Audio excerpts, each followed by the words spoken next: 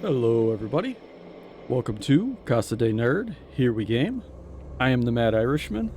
This is episode 3 of our Cataclysm Dark Days Ahead series called Surviving the First Day. We went over a little bit of the HUD and kind of looking around and Maslow's hierarchy of needs kind of thing.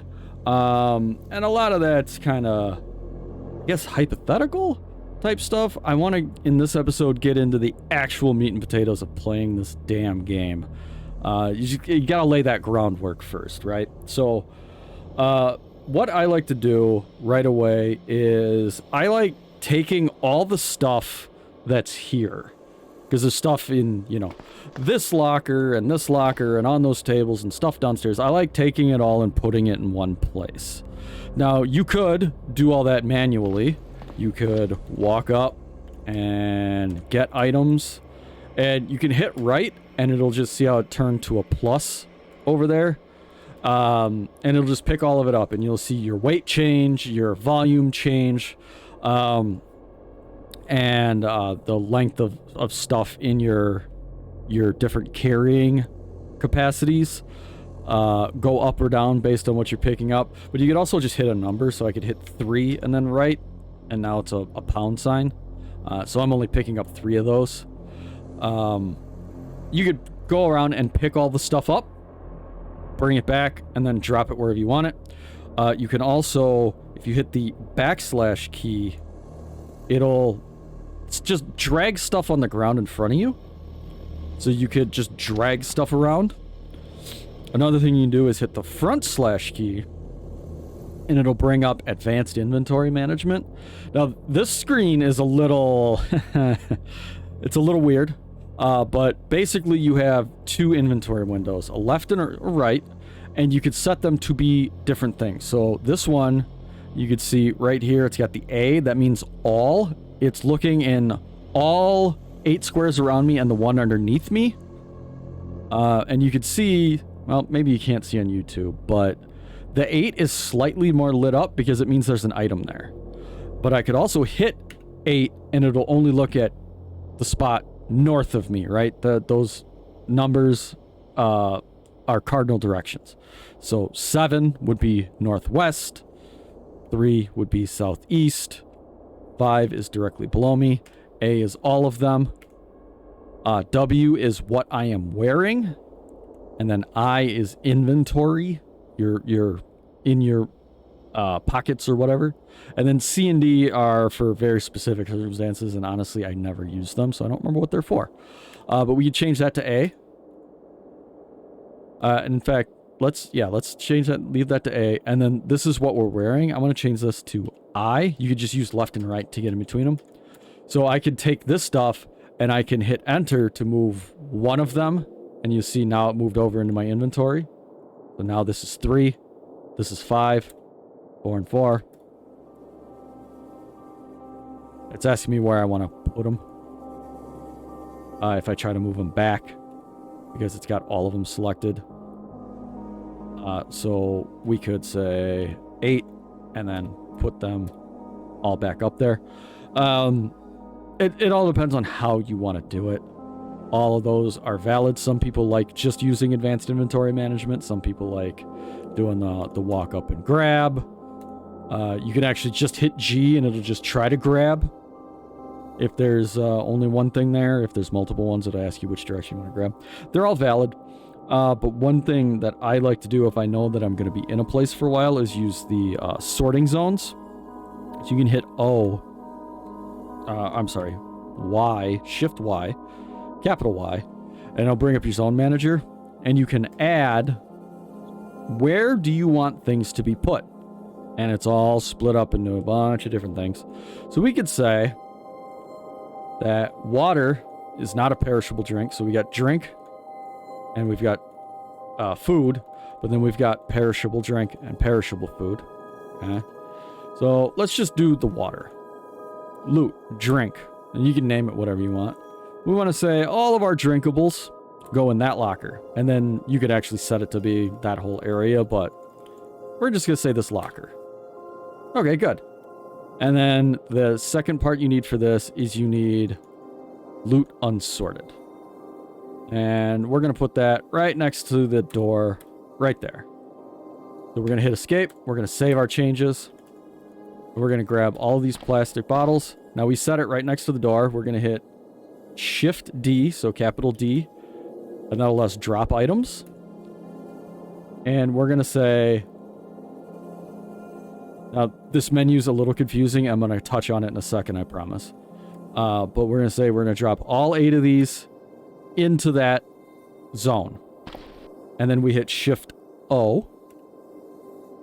Let us sort out our loots, and it will automatically, and it takes in-game time, but it'll automatically put everything in that zone that has a, you know, a loot target, basically, wherever you told it to go. So it can be really powerful in that you can come home from a long day of looting, drop everything by the front door, and then just have it auto-sort, and it'll just put everything wherever you want it. You could have it all go to one locker, or you do like I do, you have things spread out. This is my tool locker, this is my weapon locker, this is my food locker. It's all up to you. I like spreading things out, but don't feel like you have to. Or you could just drop everything in a pile by the door and just leave it there, and well, it's up to you. But that does bring up the very important point of inventory. So inventory in this game uses what's called a nested inventory system.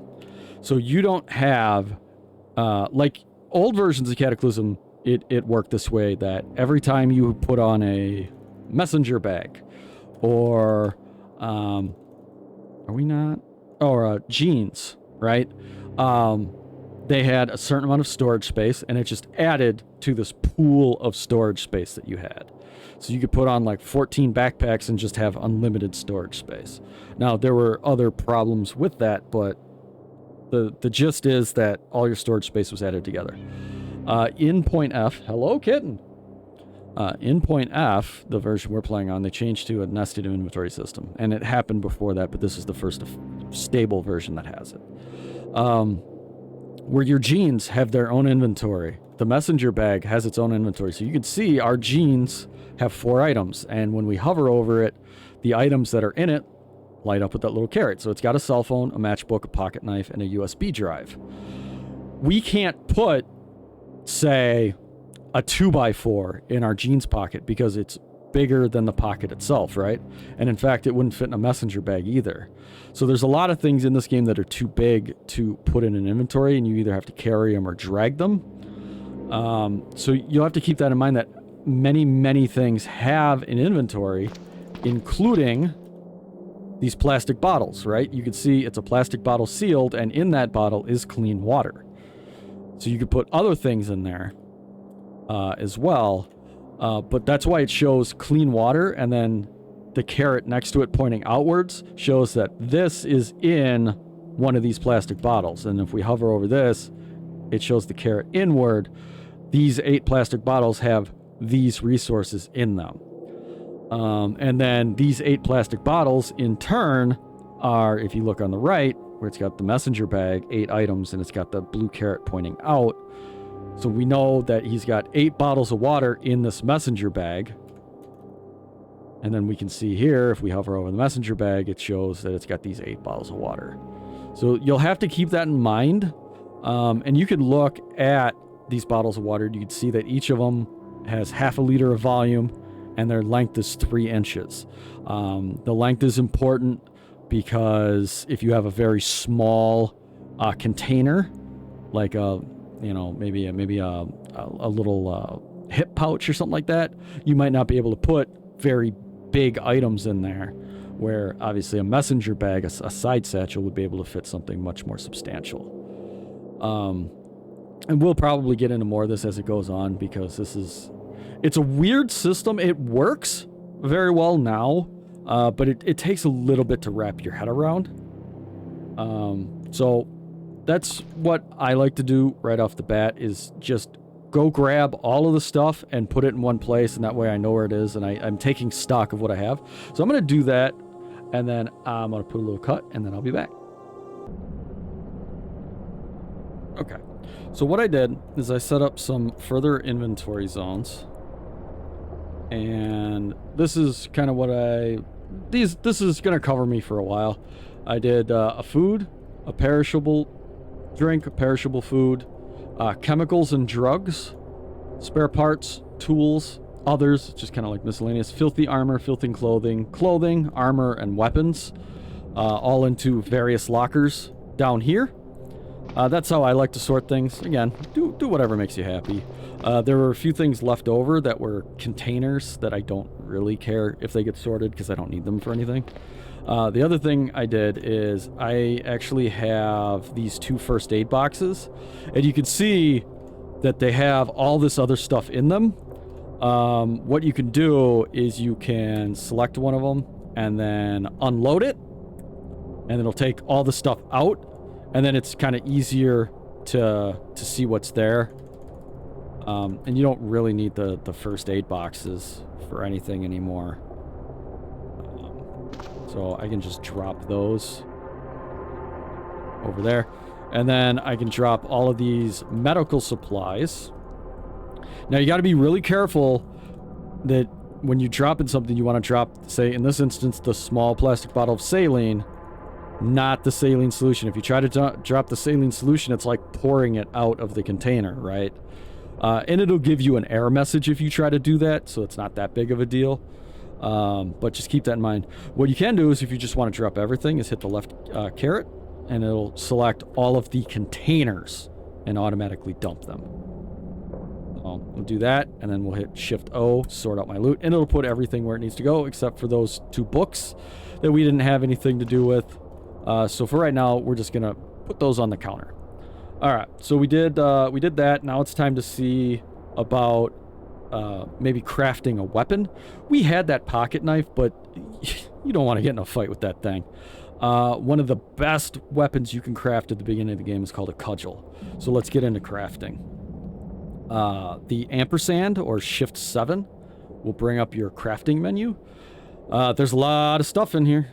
You got your favorites, and it'll have recent, and you can hide recipes too. You can tab through and just all the different types of stuff, and then all the different types of stuff have different subclasses that you can go through. So there's a lot of crafting to be done here, and this is just what you start the game with. There's books. As you level up, you'll get more crafting recipes. There's a lot here. But what I like to do right off the bat, you can see all of this stuff is all grayed out because I don't have anything. But if you know what you're looking for, you can start making some of this stuff. So the first thing I always like to do is a cudgel. And you can see it's pretty easy. It takes a tool with cutting, 1 or more, and then you need a plank, a pool cue, or a stout branch. So, tools. Tools always have some sort of quality associated with them, and those qualities can be used for various other things. So, like, we picked up those pliers, right? Where did I put them? They're right here. Has level 1 bolt turning.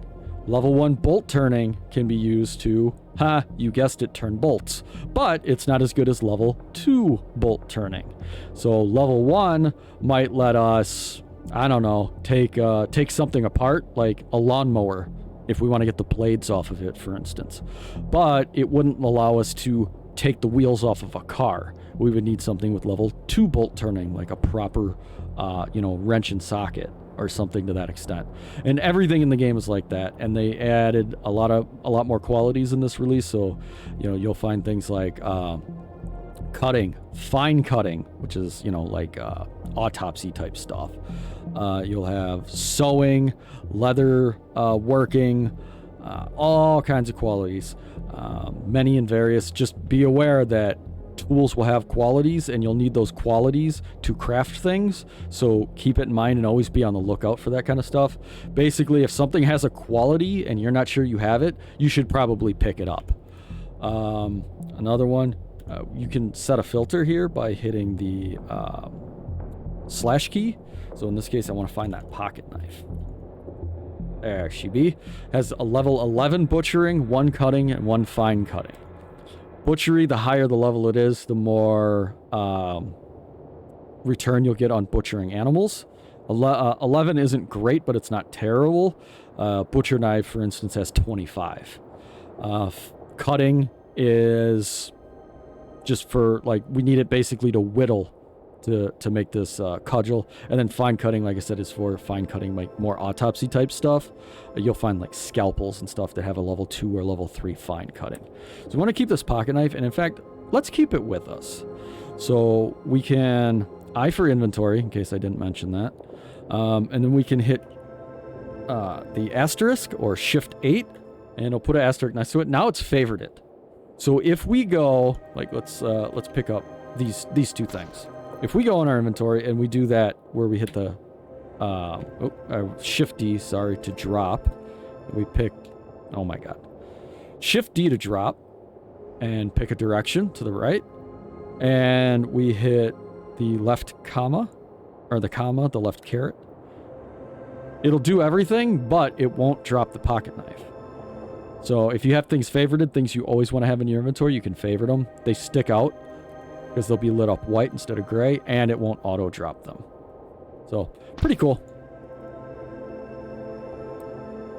All right, so now we have that pocket knife. What else did we need? Well, we go back in here, find the cudgel. See how it's green now? One tool with cutting, one or more, because the pocket knife satisfies that. We need a plank, a pool cue, or a stout branch. Well, we get planks by smashing these benches, but it helps to have something to smash it with. You don't want to try to smash a bench with your hands.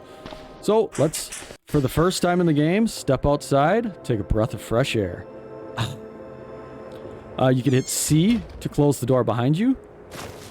And let's take a look around. One of the things you want to pick up, and you want to pick up a lot of, is a rock. A lonely, boring rock. But you see it has a level 1 hammering. A rock can be used as a hammer. Caveman times. It also can be used for other things, specifically building things out of rocks. You'll need a lot of them. In fact, once you get into making some of your own things like forges, you'll need probably 120 to 160 rocks. So when you see them, if you got the inventory space, pick them up. But we're going to pick up, we see 2 of them. So we'll grab that. Another thing, if we look at this rock, you can also see melee damage, bash 7. So it's got 7 points of bash. Not great, but it's better than our fists. But it's got a to-hit bonus of -1, which means not all that great to use in combat. You generally don't want to use anything that has a to-hit bonus that's minus. Moves per attack, 79, so it's fast to attack with. And then it'll give you kind of a damage per second, and then if you're using it as an ammunition, gives you some additional info there. But that's not important in what we're looking at right now. What's important is that it has bash, and we can arm ourselves with it. So if we do W, wield, we're going to wield this rock. Haha, we are wielding a rock. We have leveled up in our caveman-esque abilities, and we are armed. We have armed ourselves. Another thing we can do, if you hit X, it will kind of give you this thing to look around. And you can see pretty much to the edge of your vision range, we can see, what do we got over here? We got some, what, ash? Yeah, maybe there was a fire here, and it left some ash behind. Looks like there's some more rocks. We've got a shrubbery, and a small boulder. Now, the reason I want to point this out is because small boulders can be smashed to get more rocks. And since we have a rock in our hand, the higher your bash damage is, the more likely you are to be successful. You might have to do this a couple of times. So we hit S, smash where? To the north. We heard a thump. We lost a conduct. That's an optional kind of challenge thing. Don't worry about that. Took us 3 times, but we smashed it, and we got 5 more rocks. So we could go around and get a whole bunch of rocks. That's boring stuff. I don't want to do that on camera. But what I do want to do is come down here to this tree line. There's a couple of things down here we want to start working on. So first thing, see this little tree over right here? We can smash that. And it'll give us 3 long stout branches, and they'll drop a couple of different things, but stout branches is mostly what you get, and it's mostly what we're looking for. Now you can see that it's got the same to hit bonus, -1, but its bash is 18. So it's more than double, but the moves per attack is 195, so it takes almost 2 full turns to swing this beast. So these are the kind of things you got to factor in when it comes to choosing a weapon. Now, this stage of the game, beggars literally cannot be choosers. So we're going to take one of them because you could see the length. We don't have anything we can store that in other than our meat hooks. So it'll ask us, hey, you don't have capacity to stash this.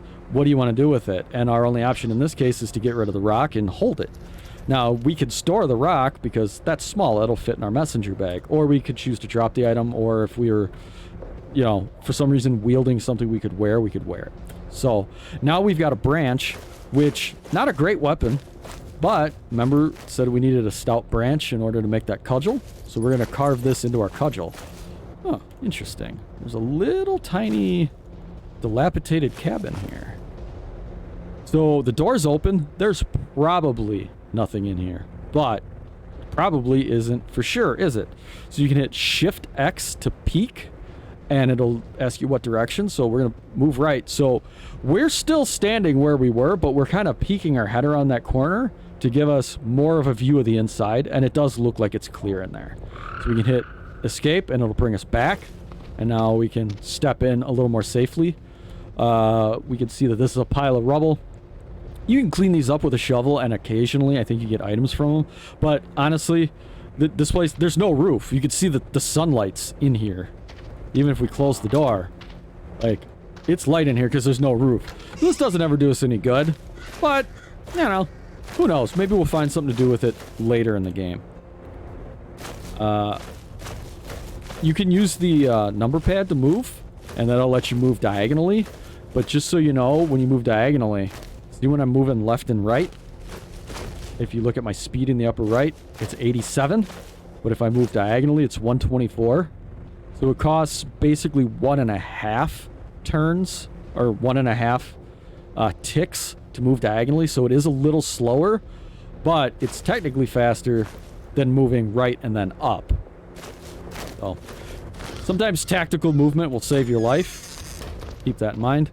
Alright. So we're going to open this window because we need light to craft. If we open our crafting menu again, and we go to this, you'll see that crafting is slow in the upper right, 96%. If it was too dark to craft, it would literally say too dark to craft. And it would also say, you know, if you see on the right there, craft in the dark, impossible. You have to be able to see to whittle this away, oddly enough. But you also see that it still says we don't have what we need. It says we need a stout branch. In this case, we have a long stout branch. So one of the things you can do is hit A for activate. And anything that has an action will show up here. In this case, this has an action, break. So we just basically broke it across our knee. And because we're so bad at doing anything, it just turned into 2 piles of splintered wood. So it's useless to us. Or at least useless right now. Splintered wood can be used for a few things. But as of right now, it's useless to us. It has failed us miserably. We're going to come back down here.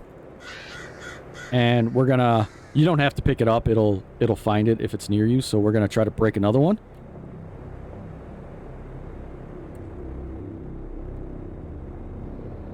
And in this case, it gave us 2 stout branches. So we can only pick up 1.